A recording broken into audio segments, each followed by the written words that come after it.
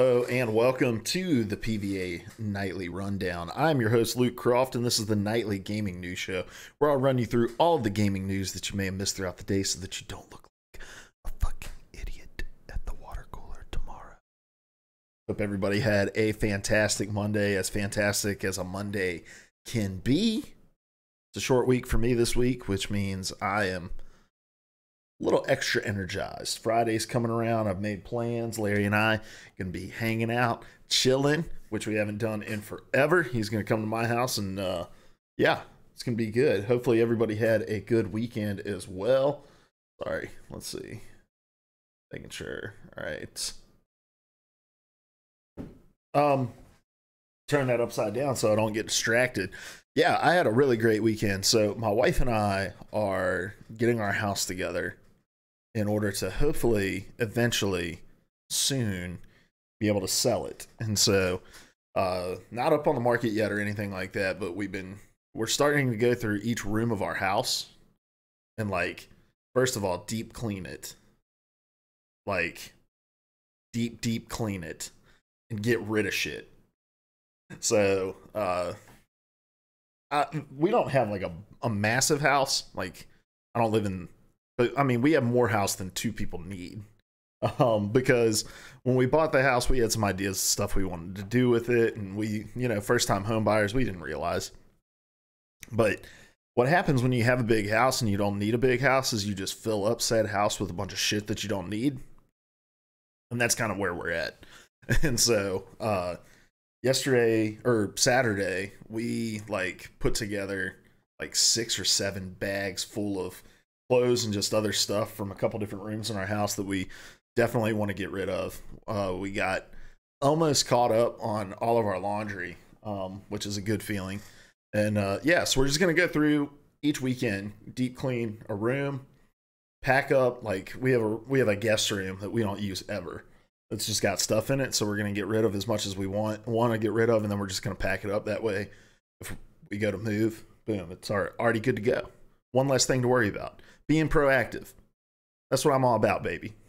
Action, all right? I'm a man of action. Mostly of words, but sometimes of action.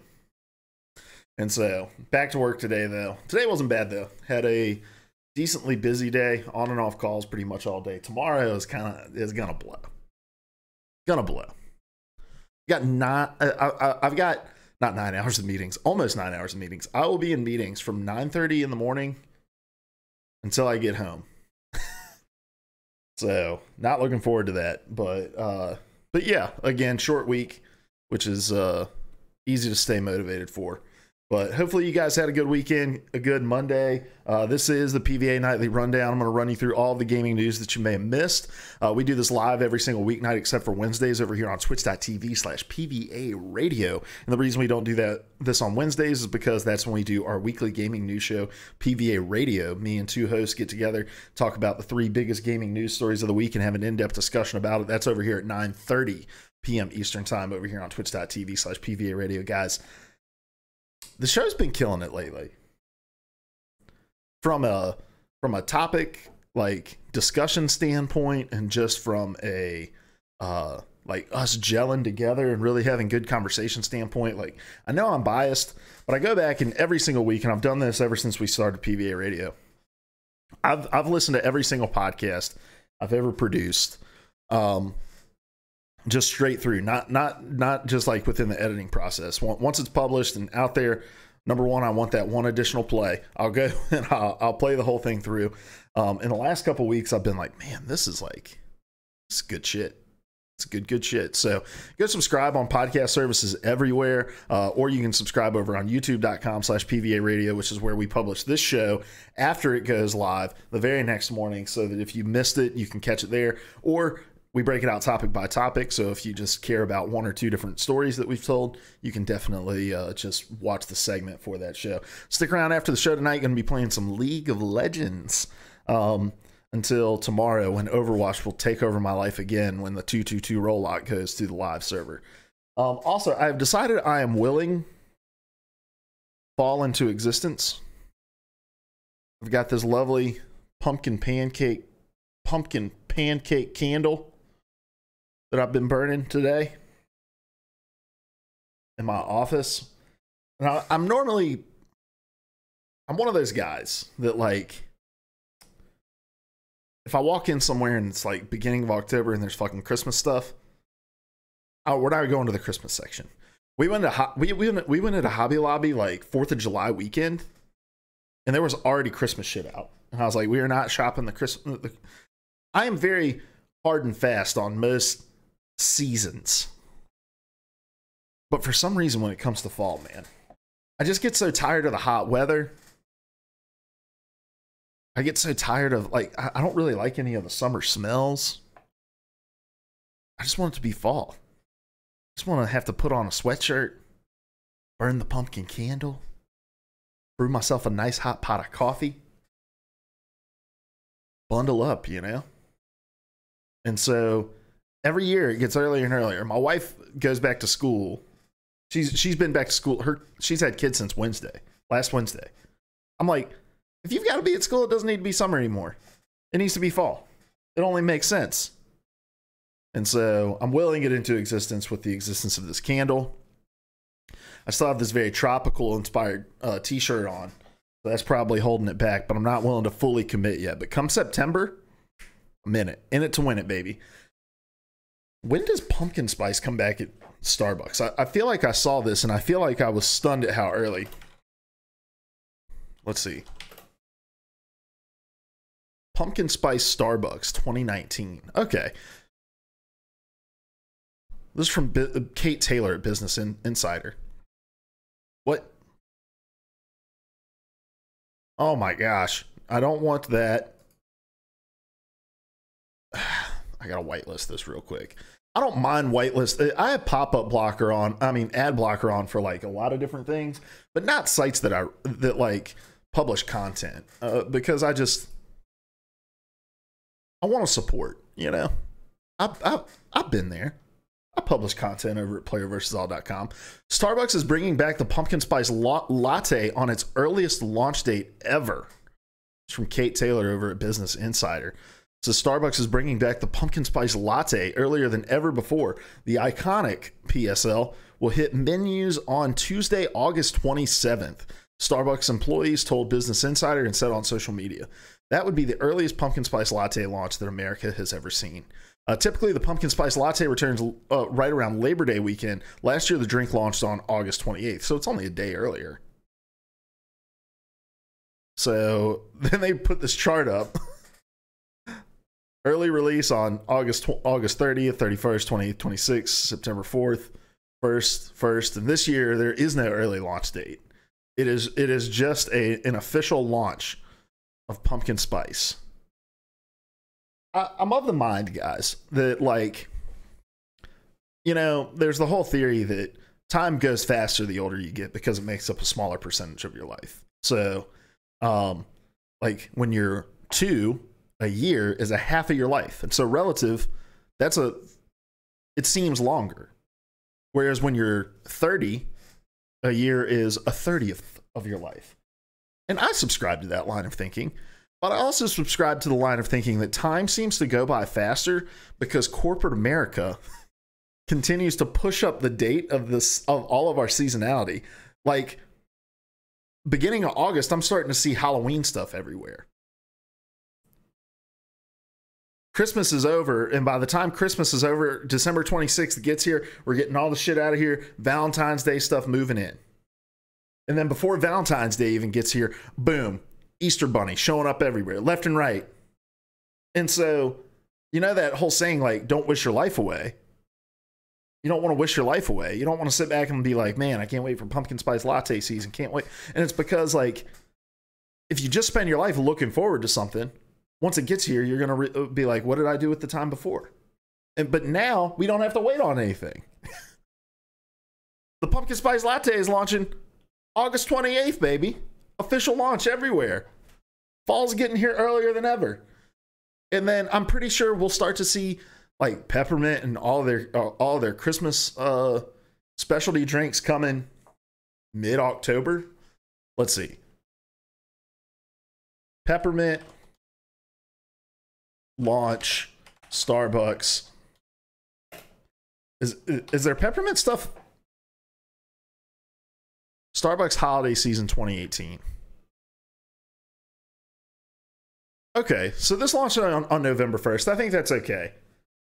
From a corporate side of things, I think it's okay. Now, I am the kind of guy who I'm not going to listen to Christmas music until the day after Thanksgiving or after Thanksgiving. Drives my wife nuts. My wife would start listening to Christmas music in mid-October if it was okay with me, but it's not. Peppermint mocha, caramel brulee, November 1st. Well, I think that said starting November 2nd. So, yeah, we just keep pushing the seasonality up. And now I'm becoming one of them, a shill. There's my Marshall sticker with their safety stickers so that you're not over there swapping. Guys, we're already 10 minutes into the show. We haven't touched anything gaming news related, as if I don't have anything gaming news to talk about. We have quite a few items on the list today that I want us to get to. So let's start this show like we get every show started, with games that are releasing today. As always, getting this from Zach Zweisen over at Kotaku.com. We've got Hidden Mysteries, Royal Family Secrets over on the PC. The Machine That Breathes on PC. Pirates of Everseas on PC, and Rogueverse on PC. Those are all of your games that are releasing today, at least according to Zach Zweisen. We've discovered beforehand that good old Mr. Zweisen, or Dr. Zweisen, enjoys lying to us on a regular basis. Let's jump into the news though, guys. I've got 1, 2, 3, 4, 5, 6, 7, 8 stories for you today. First item on the list. Fortnite World Cup Solos champ Bugha was swatted live on stream. This is from Luke Plunkett over at Kotaku. This was last night. He was playing on stream. His dad comes in the middle of this fight and is like, hey, I guess Kyle. You can't really hear him in the background. Here's the video.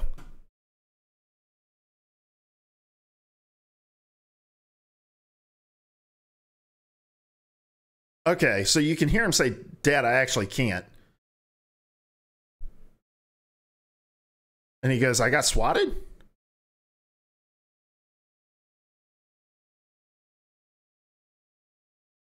What's odd to me, not funny, what's odd to me is he goes, I got swatted? And then it takes another 5 to 10 seconds for him to be like, oh, I maybe should stop playing. There's police. So he leaves, he dies on stream. He comes back a few minutes later, and this is what he says.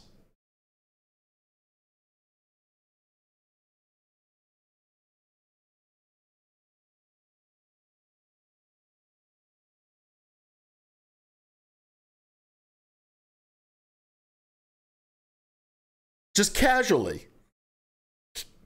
says, I got swatted.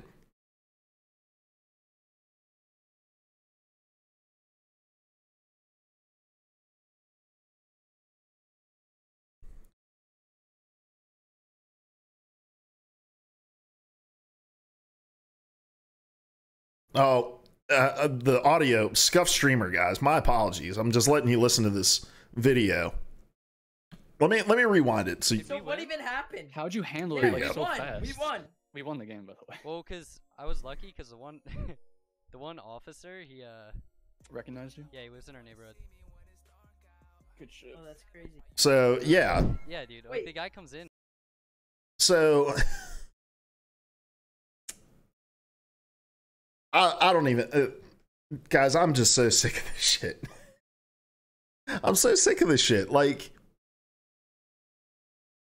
I was talking with Cody on stream last week, and we were talking about I'm trying to remember exactly. Oh, we were just talking about the ESA leak and how awful strangers on the internet were being to people when they got their personal information.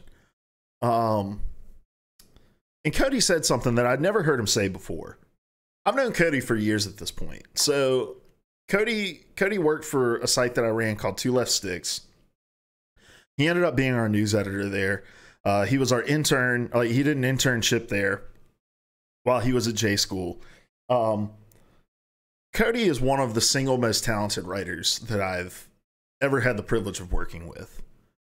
I asked Cody to start doing PvA radio with us because I think he has a very good mind for games and games criticism, and he talks about games in a way that I don't think to talk about games. And I am so appreciative of Cody's talent in the gaming arena.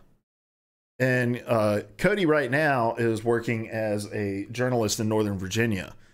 But on stream last week, he said something that just like kind of took me aback.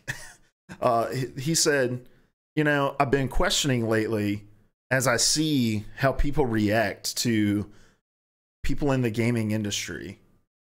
And I am concerned and wondering whether or not I want to actually pursue something in this. And this is from a guy who I've known for years, who was working his ass off in J School in order to try to get the education that he needed to go do real journalism in the games industry.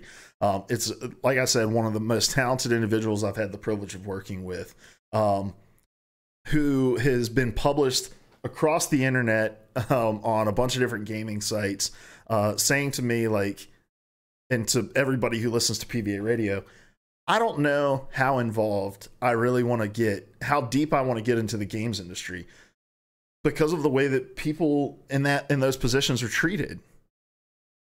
And this is just further evidence of this shit. Like, this is a 16-year-old kid.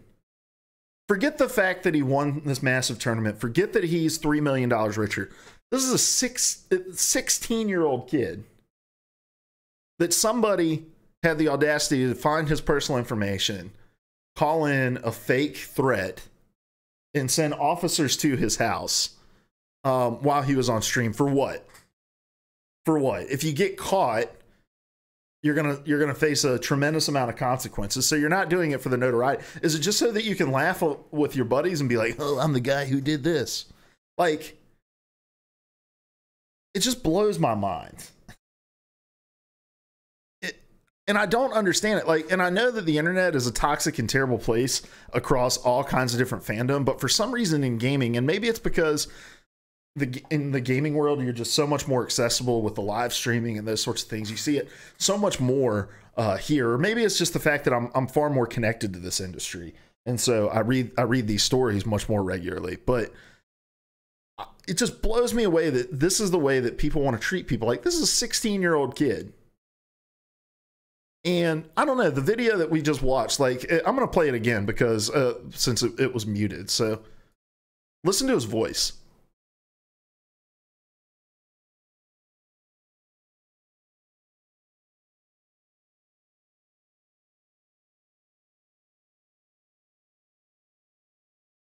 Like, it just... Did I just play it again without the audio? I just played it again without the audio. I'm a terrible streamer, guys. All right, one more time. Oh, It's really digging into my indignation. Yo, Bugha, you back? Definitely a new one. Yo, I'm reading out your subs. Yeah. Bro, no way. Yeah, I got swatted. So you can hear it in his voice how, like, rattled he is by this.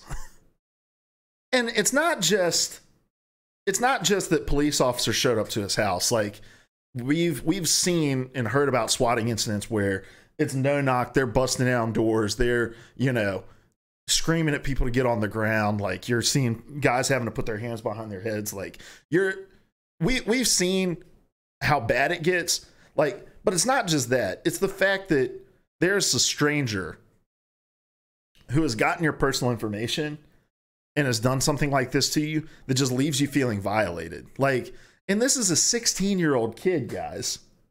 And what pisses me off just as much as the action, I'm not going to say even more than the action, but just as much as the action, is the internet's reaction to these kind of stories. So, you know, being engaged across all these different gaming news sites, all of my targeted ads on Facebook are just like GameSpot sponsored, you know, IGN sponsored, all these different gaming sites, their sponsored posts. And I just kept seeing like Fortnite Solos champion Bugha gets swatted on stream, with the number one emoji being the laugh emoji. Because and that's what this is all about. It's not just the individuals who are sick and twisted and like completely unaware enough to think that this is something acceptable to do, but it is the vocal gaming majority, the vocal gaming majority. I'm not saying this is all of gamers, but it just seems like anytime you see stories like this, the overwhelming majority, if it's somebody who, what is this kid guilty of? Playing a game you don't like? That you look at a story like this that could have been way, way, way, way worse.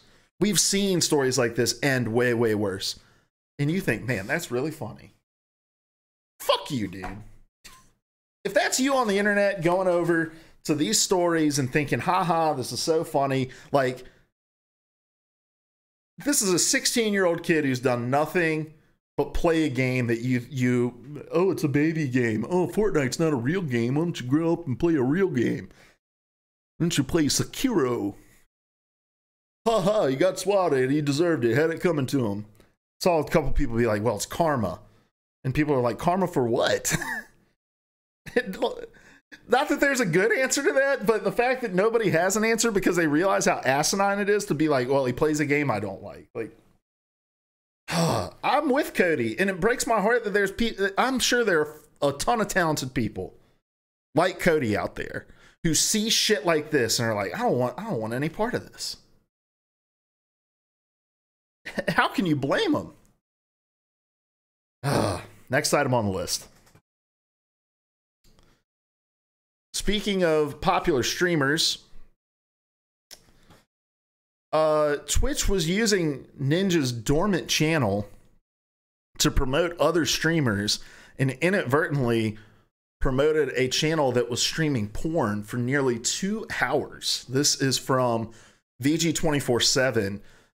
James O'Connor writes, in the wake of his Mixer deal, Ninja is now trying to get his old Twitch account taken down. The streaming personality recently signed an exclusivity deal with Mixer, and so far things seem to be working out with massive subscriber numbers and a huge surge in popularity for Microsoft's streaming platform. But Ninja's Twitch account still remains and is, as PC Gamer reports, being used to, it was being used to host other popular channels. This came to a head earlier today when Ninja's channel was used to promote one of the most popular channels being hosted on Twitch that day, a porn streaming channel. Users who came to Ninja's channel, including one would assume, his many young fans, were encouraged to look at the porn channel until it was taken down. An angry Ninja posted an apology video to his Twitter followers explaining the situation, and we're going to watch this. As you guys know, I'm streaming on Mixer now. My team and I have made sure that the transition went incredibly smooth, super professional. We haven't said anything bad or negative about Twitch, obviously, because there really hadn't been any reason to. Over the last couple of days, there have been some things that have been going on that, you know, we let slide. They were kind of annoying, little jabs we felt like, but it didn't matter. We wanted to stay professional. But now, for those of you who don't know, if you go to twitch.tv/ninja, they advertise other channels. They don't do this for anyone else that's offline, by the way. Just me. And there are also other streamers who have signed with other platforms whose stream and channel still remains the same. You can see their VODs. They don't promote other streams. They don't promote other popular channels, but they do on mine. I've been streaming for 8 years to build my brand, to build that channel, 14.5 million followers, and they were still using my channel to promote other streamers. Well, now there was a porn account that was #1 being recommended on my channel, and I have no say in any of this stuff. So this is like this is the line, this is the straw. We're trying to get the whole channel taken down to begin with, or at least not promote other streamers and other channels on my brand, on my freaking profile. So for anyone who saw that, for anyone whose kids or who just didn't obviously want to see that, I apologize, and I'm sorry. All right, big applause to me for having the audio going for that one. Think what you want about Ninja, you know, and I know people have strong opinions about Ninja. He's not my particular brand of streamer. I've tuned into a couple of his streams. There's nothing like inherently bad about what I watch. It's just I'm not a big Fortnite fan. I have been thoroughly impressed with the way that Ninja has handled this transition from Twitch to Mixer, because he recognizes as a creator that the reason that he is able to do the things that he does is because of Twitch as a platform. And it does him no favors to go and to talk shit about Twitch as a platform just because he's moved on to Mixer. And he has done a brilliant job of making this move, like he says, very professionally. I haven't really seen any stories about him saying any misplaced word about Twitch as a platform. He's handled it with a lot of grace. And so I can understand his indignation about Twitch being just completely and utterly irresponsible with his old channel, but most importantly with his brand. And that's what he mentions. Like, he spent 8 years building this brand. He has 14.5 million followers on Twitch. And Twitch is using not only his channel, which we can argue, you know, till the cows come home about who owns the channel. It's Twitch, obviously. But the person who owns the brand is Ninja.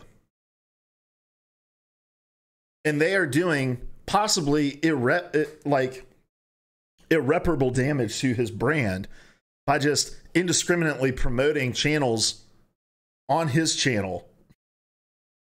And it's clear it's indiscriminately, because they were promoting a porn channel for 2 hours. And it's since been taken down. It's since changed. They're not using his channel anymore to promote other things. But the point he brings up is interesting. He's like, Twitch doesn't do this for anybody else. There are other streamers who've moved on to other platforms, and maybe they didn't do it with as much of as much fanfare. Maybe they didn't have Microsoft signal boosting out the announcement or anything like that. But there have been other streamers that have moved on, and Twitch hasn't done anything like this for them. I don't know. I've been so frustrated with Twitch as of late, with just their kind of like picking and choosing of when to police their terms of service. You have stories like this where they're using a dormant channel to promote things, and obviously this porn stream was able to grow big enough to even be recommended in the first place on this channel, and so there's clearly something wrong in the moderation tools there. Like, Twitch needs to recognize where they're at right now. Right now is the most dangerous time in the world for Twitch, because Mixer has all of this momentum behind it. One of Twitch's most popular streamers has jumped ship to move on to Mixer. A lot of streamers that I know are having the conversation wondering, like, is now the time for me to make the move? And there's a lot of people in the streaming world who are looking at it and saying, well, it doesn't make any sense for us to go over to Mixer right now because A, we've built everything that we have over here, and B, Mixer still doesn't have the viewer base. But if you start stacking reasons on top on why you should leave this platform, it doesn't matter. Those other arguments don't matter. Like, each of these little missteps that Twitch is making is probably resulting in more and more creators leaving the platform. Right now is the first time in Twitch's history, really, that they've had any kind of semblance of respectable competition.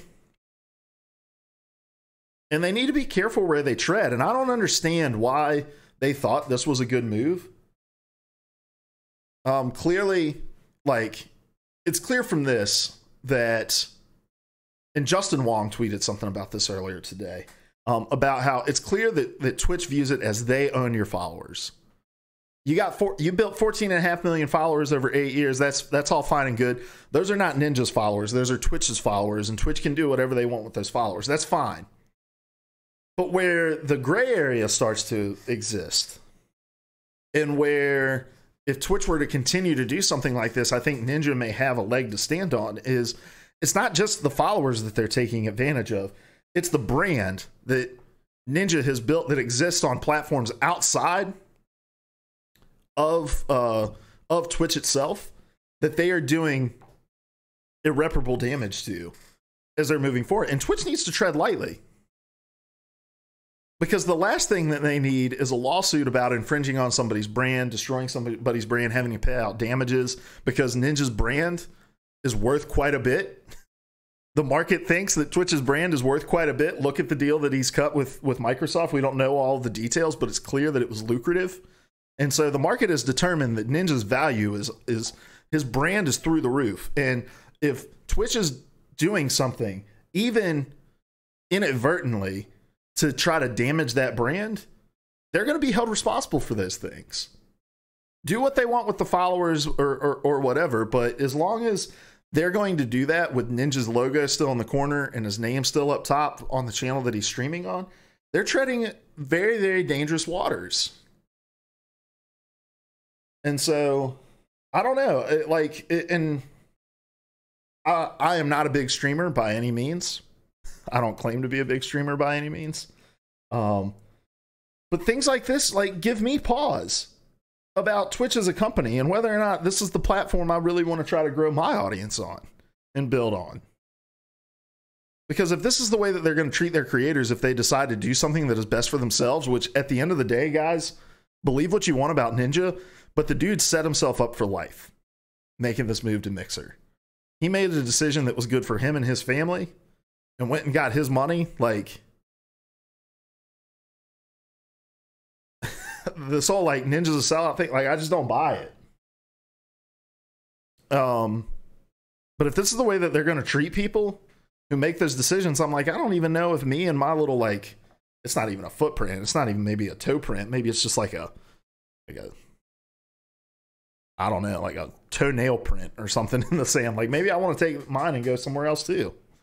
It's just a bad look.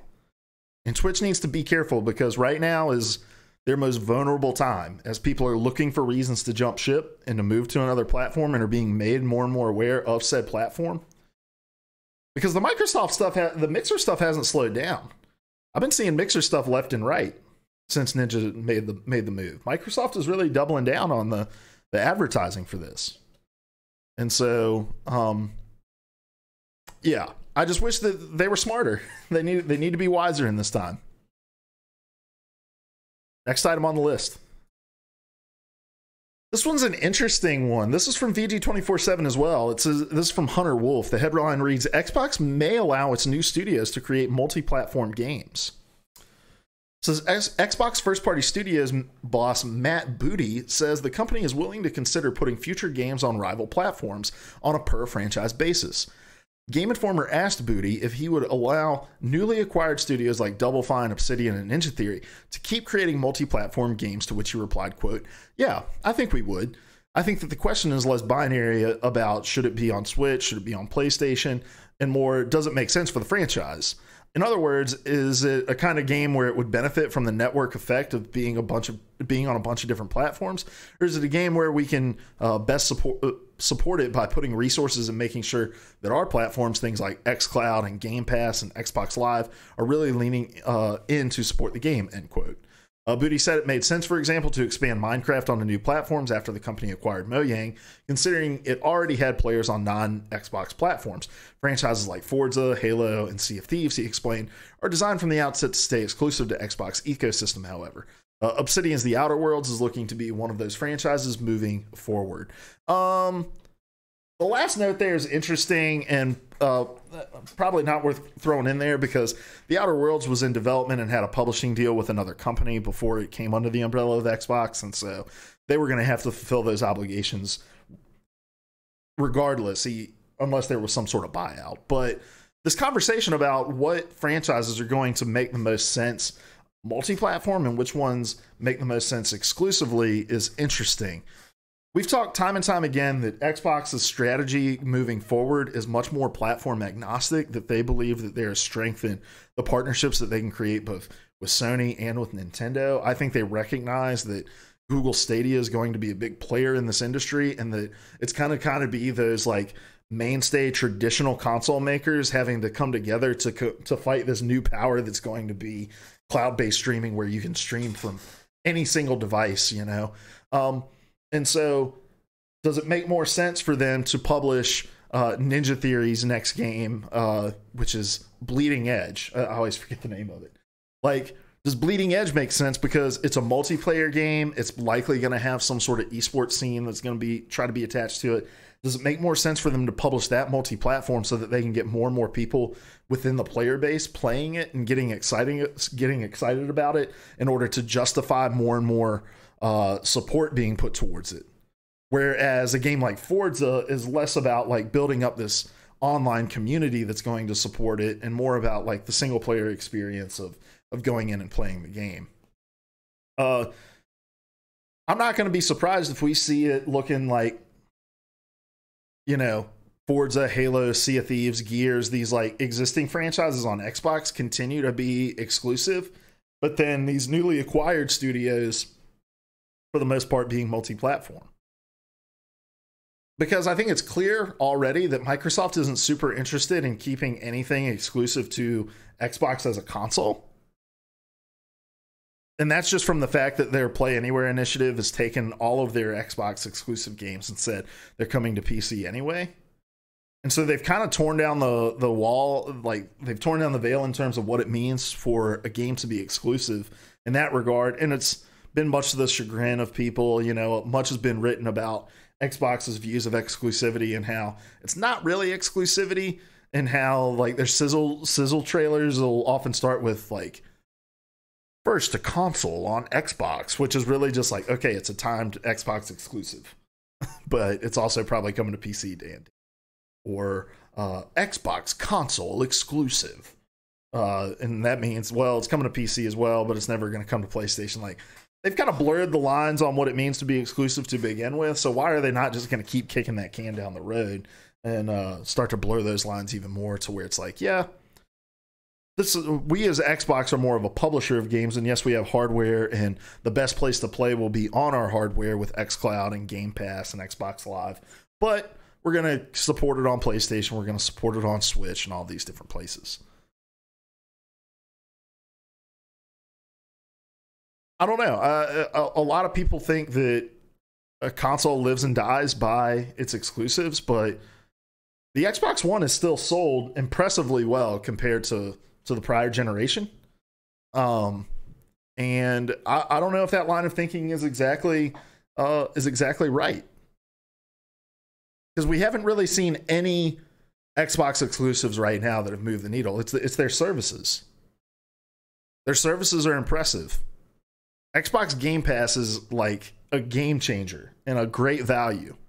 xCloud is going to be a game changer, a great value, and a selling point for the next Xbox console where they'll be able to say like, hey, you can start playing on your Xbox, pick it up on your iPad on the go. Like, I think it's going to be huge. And so maybe they're reading the tea leaves and they're saying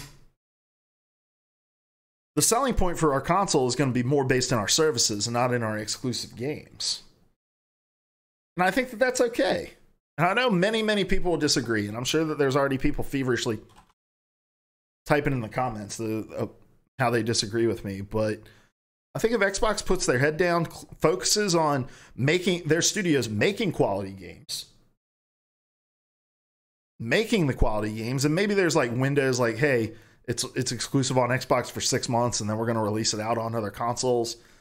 I think that that's okay. Then they're doubling up, like they're making money on the PlayStation crowd and the Switch crowd with them purchasing the games as well. Like, I'd love to see what the and I don't know how you would be able to start to measure this, but like, what is the brand lift that you get from just keeping something exclusive on your platform? Like, are people still buying? Okay, when did Sea of Thieves launch? Release date March 20th, 2018. So this game has been out for almost 18 months, 17 months at this point, right? 16 months. March 20th, 2018. The game's been out for 16 months. At what point, if ever, were people buying an Xbox because they were like, I really want to play Sea of Thieves? Like, how many consoles legitimately was Sea of Thieves moving? And even if it was, at what point did people stop buying Xboxes because they wanted to play Sea of Thieves? So how much more financially viable would it be for them to say, okay, for 6 months, we're realizing that for the first 6 months of a game like Sea of Thieves launch, people are buying Xboxes because they want to play Sea of Thieves. But after 6 months, people aren't making that decision. So why don't we just release it on the PlayStation 4 as well, double up on our sales numbers, because people exclusively on PlayStations may never want to buy an Xbox, but they would definitely buy this Xbox property. KaliliaBot in the chat says, as more interconnectivity comes to fruition, less quality content will be released, and we'll see more micro games, mobile titles, and pay to win. Sea of Thieves started as such. And I agree with you there, Kalila, and I apologize if I'm saying that wrong. I totally agree. I think as we see subscription-based models grow, and I don't know what those deals financially look like, but I'm sure they're getting paid based on daily, monthly, maybe weekly engagement of your game, creating more systems within that game that keep people coming back, like mobile games that lean heavily on microtransactions, so that number one, you're getting that constant engagement with your title, but also you're recouping some of that money based on like in-game purchases that they're having to make. I definitely agree with you. I think it's going to totally change the way that game developers, especially smaller creators, approach creating their games. Because I'd love to see what some of the like even more popular indie titles on Xbox Game Pass that aren't set up like that are really just like, it's a 5-hour single player experience. I'd love to see what kind of money those are bringing in based solely on their engagement. And I know there's a lot of people that will like play the games on that service and then be like, well, now I'll just go buy the game to show support. But as those get more and more fleshed out, you're going to have to figure out ways to stand out and to constantly be drawing people back when those libraries are constantly turning over and releasing more games. Totally agree with you. Completely agree. But yeah, for Xbox's strategy, I just think it makes sense for them to heat map and say like, well, this is how long exclusivity keeps people coming back to purchase consoles. And now we're going to make the money back again by releasing it on other things. And I guess it makes more sense for a living world like Sea of Thieves than it does like a single player game, kind of like we saw with Rise of the Tomb Raider. You know, it's exclusive on Xbox, and then a year later it comes out on PlayStation, and it's like, and you know, that's not a one-to-one example since that was a third-party game, but when it comes out a year later, the question is like, how many people really care still? How many people really care? And I know that people bought Rise of the Tomb Raider on PlayStation, but that's an established franchise. I don't know, like State of Decay is a good example, you know? With State of Decay, how many people care about that game after it's released to the point where they're like, oh yeah, I want to pick that up on PlayStation. How many units is that going to move? But I think there's an argument to be made that it's not the worst strategy in the world for Xbox to say, hey, if the situation is right, we would allow our studios to create multi-platform games. Next item on the list. This one is from Dual Shockers from Logan Moore. Reads, Minecraft's 4K update has been officially canceled. It says, over 2 years ago, Mojang announced that Minecraft would be receiving an update called the Super Duper Graphics Pack. This update was planned to come out in fall 2017 and would add a visual overhaul to Minecraft, along with 4K visuals for those on platforms that would allow it. Eventually, though, news on the update fell silent, and Mojang since hasn't talked about the Super Duper Pack's arrival much at all. Today, Mojang finally broke that silence. On the official Minecraft website, it was confirmed that development on the Super Duper Graphics Pack has now ceased entirely, meaning it'll never see the light of day. Quote, Super Duper was an ambitious initiative that brought a new look to Minecraft, but unfortunately the pack proved too technically demanding to implement as planned, end quote, Mojang explained in the blog post. As stated, the primary reason for the graphical update's cancellation had to do with how it worked to be implemented on various platforms. Mojang went on to explain that it wasn't, quote, happy with how the pack performed across devices, end quote. They further added, quote, for this reason, we're stopping development on the pack and looking into other ways for you to experience Minecraft with a new look, end quote. Not a ton to say here. I think if you go 2 years after an announcement like that and we haven't heard anything, it's safe to assume that it's probably not going all that well. I'm not big in the Minecraft scene, in the Minecraft world, and so I don't know what the conversation was like leading up to this announcement, but I would just have to imagine that a fan base would have to understand that, like, if we've gone 2 years without hearing anything about something like this, a visual update, then there's probably some issues. Probably something that's gone a little awry.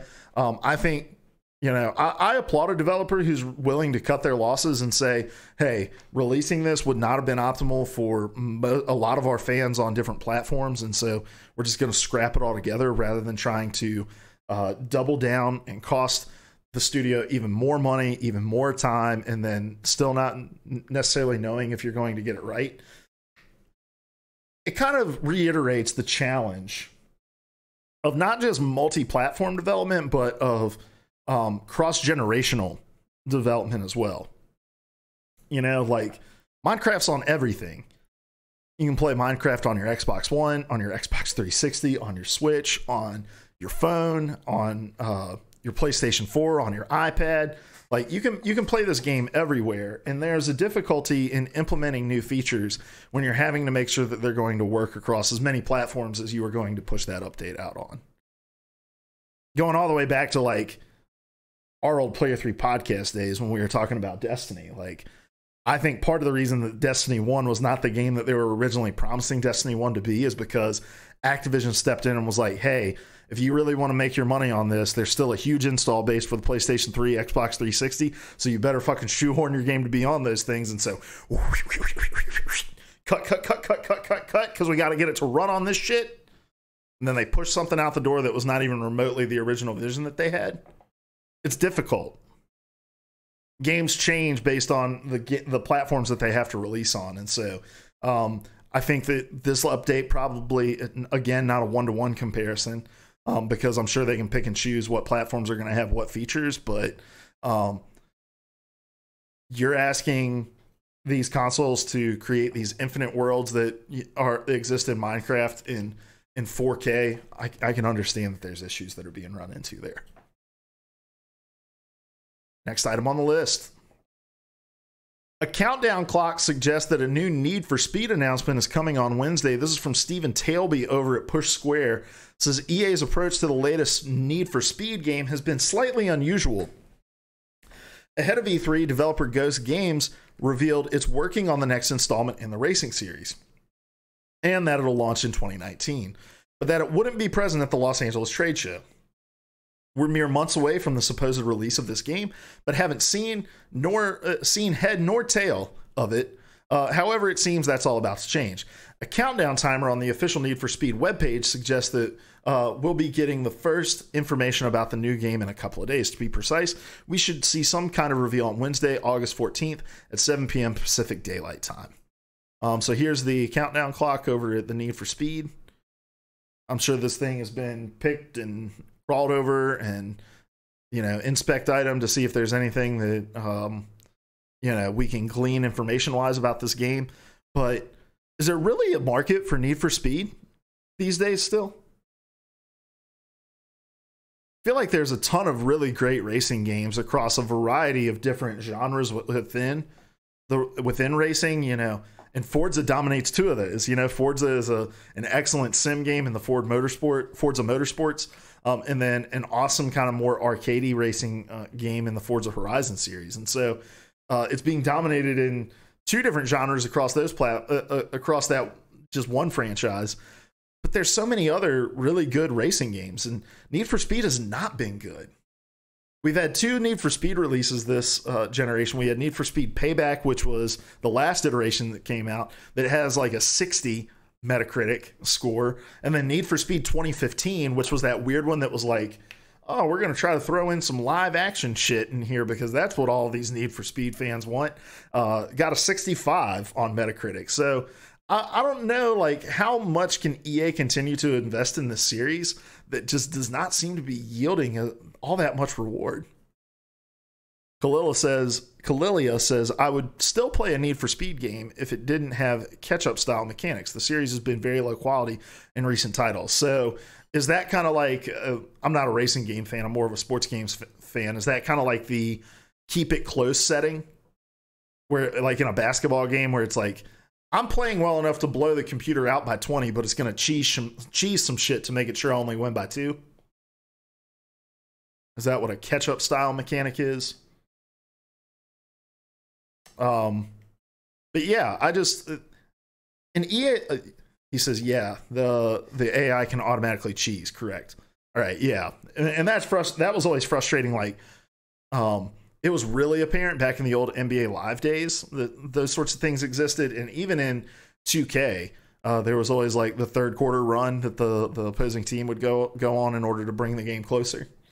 But EA tends to be a company that will cut ties with a franchise when it's not financially viable for them enough. So I have to imagine that despite the non-critical success, like the fact that it was not critically successful didn't hamper the fact that it was likely commercially successful. There were probably people paying for these games for Need for Speed, Payback and Need for Speed 2015, to the point where they're like, yeah, we'll continue developing that.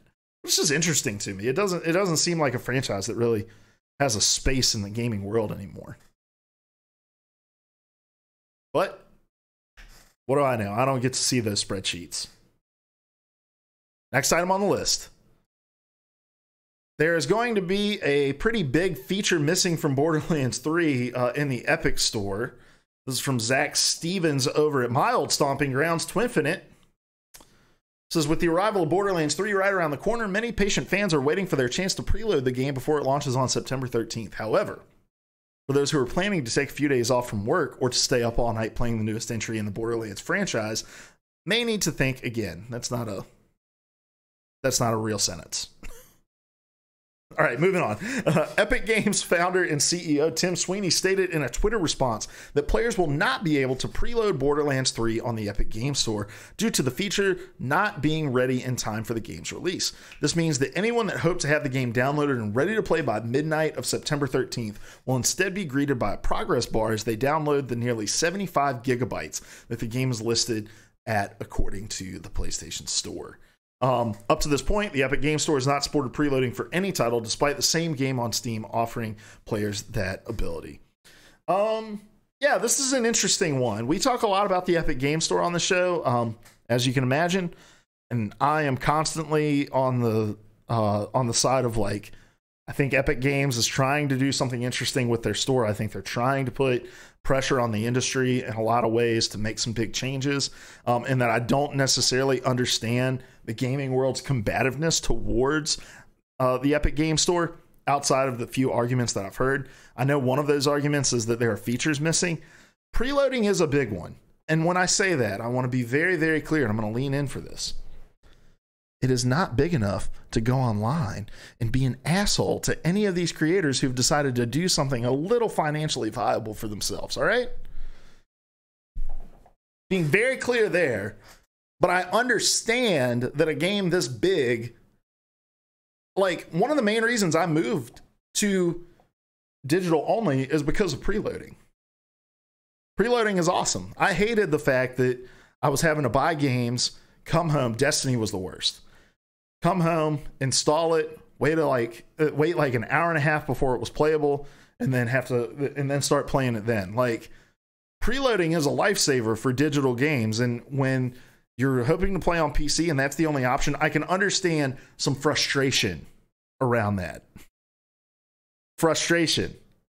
Not vitriol. Not spitting anger.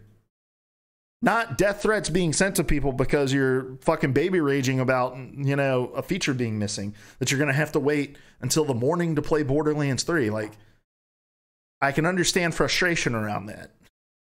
And I am sure that this is something that Epic has been trying to work on to get ready for the release of possibly, well, I think without a doubt, the biggest exclusive game that they've captured this year so far. But yeah, I think this is a big miss for them. And despite the fact that I am a rational individual who will not react in those sorts of over-the-top ways, all it does is continue to validate people's shitty responses to Epic Game Store news when they see things like this. I've not scrolled down to the comments yet on this story. There aren't any here, but I'm sure if we saw the same story elsewhere, we certainly would see the shitty comments. Twinfinite doesn't normally draw a lot of comments because they use discuss, where you have to be validated on either Twitter or Facebook in order to leave a comment, removing even just the semblance of anonymity behind what you're saying. Don't be an asshole, guys. Be frustrated. Communicate your frustration about the actual issue. And don't make it personal. And don't be shitty to people. But I can side with you on this, that it would have been nice to have preload ready for one of the biggest game releases of the year. All right? Can we mutually agree? We're going to feel shitty about this news, but we're not going to be shitty to the people behind it. All right? All right? Moving on. Next item on the list. A 40-year-old man was arrested after sending a death threat to Square Enix. This is from VG247 as well. From Natalie Clayton. It says a 40-year-old man has been arrested after threatening to repeat a horrific arson attack upon Square Enix. Kenichi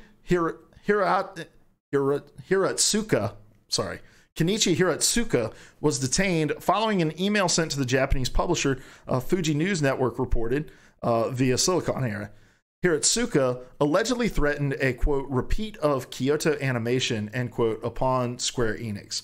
35 people died when Kyoto's Animation's office were targeted by an arson attack, one of the deadliest attacks on Japanese soil since the end of the Second World War. Naturally, authorities have taken the Square threat seriously. Following his arrest, Hiratsuka reportedly told police that the email was sent following a heated gaming moment. Authorities have not disclosed which title riled him up, only that it was a mobile game. Quote, I was pissed off at losing in a game, so I sent the mail, end quote, he reportedly claimed. This isn't even the first arrest made against a Square Enix fan this year. Back in March, a 25-year-old fan sent death threats to the firm after spending almost $2,000 hunting for and failing to get an item in a gacha game. Not a ton to say about this, except for the fact that I wish that these sorts of things were taken as seriously as they were in this story in America. We talked about this again last week on PvA Radio, which you can find on podcast services everywhere. Just search PvA Radio. We would certainly appreciate you listening. It's a little different from this show. But on that show, Larry was talking about how, like, there seems to be almost no repercussions in America to doing shitty things like this. To going online and saying awful and atrocious things, sending death threats like this. Like, we rarely, if ever, see stories about people whose threats were made digitally have, you know, the full weight of the law fall upon them. And I think that needs to change. And I understand that there's limited police resources, and that I'm sure if we spent all day tracking down every single death threat that was sent online, that there would be no time for anything else. But I would love to read more stories about people being held accountable for the words that they use online. I think we could really start to curb some of the atrociousness online if we just made examples out of some of the people who did things like this. I'm sure there are already laws that exist in order to take care of these things. I'm sure they exist. It would just be really, really nice if we executed on those laws. Kalilia says, I often wonder, when did it become socially acceptable to attack individuals because you disagree, or even simplistic death threats? Well, the moment that it became quote unquote acceptable, and I know that you're using that tongue in cheek, was when we put ourselves behind this veil of anonymity online. You know, when we had the XT1234567 with the anime picture, and that person feels really emboldened by the fact that, oh, they don't know who I am. I can send this from some burner Gmail account.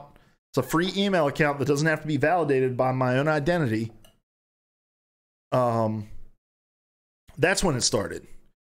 just this veil of anonymity that we have that for the most part is publicly facing true. But if we really wanted to get down to the nitty gritty of who these individuals were, I'm sure with a lot of them, it wouldn't be hard to find. But yeah, very, very, very, very shitty. And I'd love to see more stories about people who have the law brought down on them. Last story on the list, guys, and then we're going to play some League of Legends. Nintendo spent $3.7 million on television advertising last month. I just thought this was interesting. This is from Ryan Craddock over at Nintendo Life. It said, throughout July, Nintendo topped the list of gaming heavy spenders in the world of TV advertising, spending an estimated $3.7 million in total in the US. According to a report from VentureBeat, Nintendo's spending accounted for just over 60% of the total TV advertisement purchased by gaming brands in the country. Rockstar came in second with 35.9% of the total spend, with others like THQ, EA Sports, and Xbox following behind that. Nintendo's 9 ads shown throughout the month ran almost 2,200 times, reportedly generating 383.6 million impressions. Channels like Nick, Teen Nick, and Nicktoons were prioritized, with ad slots being purchased during shows like SpongeBob SquarePants, The Loud House, whatever the fuck that is. You can see the commercial with the highest placement budget, an estimated $900,787 below. I have actually not watched any of these Nintendo spots. So I work in marketing, so I found this really, really interesting because I talk with clients all the time, and clients have this belief that like these more traditional channels are dead. Like, why spend money on billboards or on print advertising or on direct mailers? Everybody's online and it's cheaper to advertise online. Like, why not just do all of our advertising online? Well, the thing is that when I'm watching television, if I'm focused on television, which I don't have cable, I don't watch any video platforms other than Twitch where I watch commercials. Oh, so here's the spot. Okay, this player is broken. If I'm watching TV and this comes on, this has my full attention.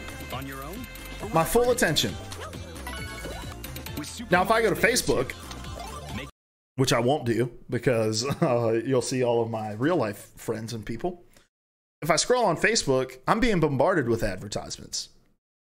I've got advertisements in my newsfeed. I've got advertisements in the sidebar. If I start watching video, there's going to be in-stream ads that play, but I'm able to skip them after a certain amount of time. They are not getting as much of my attention. We're not getting as much of people's attention when we're advertising online. I mean, I don't know if this is I think right now there are 19 ads being blocked on Nintendo Life. 19 ads. So let's refresh and see if we can get these advertisements. All right. So we've got this big DC Universe Online advertisement, but I'm going to look past this and look down at the article that I'm reading. And then, we scroll down. Here's another advertisement. Here's another advertisement right here. Chevy's paying for this placement right here. That's like nowhere even close to the fold. Well, they're not paying for it until I click on it. Now I clicked on it and they paid for it. Boom. Take that, Chevy. Since I X'd out before it loaded, it's probably not. Another advertisement is supposed to load here. Another advertisement is supposed to load here. No footer advertisements or anything like that. But yeah, as you can see, guys, tons of advertisements online. So you're not really getting people's full attention when you advertise here. Whereas like you send somebody a direct mailer. For guys our age, yeah, the direct mailer goes straight in the trash. Probably not going to give it a second thought. But a lot of people will see that, and we've realized a lot that like direct mailer campaigns, very, very successful. Very successful. So yeah, I just thought it was interesting that Nintendo spent $3.7 million on TV advertising, and they've got the demographic who are likely not changing the channel during commercials with kids shows. Well, it says, I would say that Nintendo has a viable console now to market across TV channels. The channels Nintendo used is marketed toward the player base as well. Exactly. they've always had the exclusive lineup for it. Now they have a console that makes sense for that demographic as well. And I imagine this number is going to go up in September when the Nintendo Switch Lite comes out. Just a little bit of marketing talk. I love to throw in the stuff that, you know, I do for a living when I can. But we're going to wrap it up. And actually, I forgot. Larry had a big meeting tonight, and he just tried to call me. So I'm going to end the stream here so I can give him a call back and see what's up. And so, yeah, we appreciate you tuning in. We do this every single weeknight over here on twitch.tv/PVA Radio at 9 p.m. Eastern Time. Can't catch it live, you can find us on youtube.com/PVA Radio as well. If you want to join our Discord, you can do so. We have a lot of great gaming discussion over there as well. Just it's right here.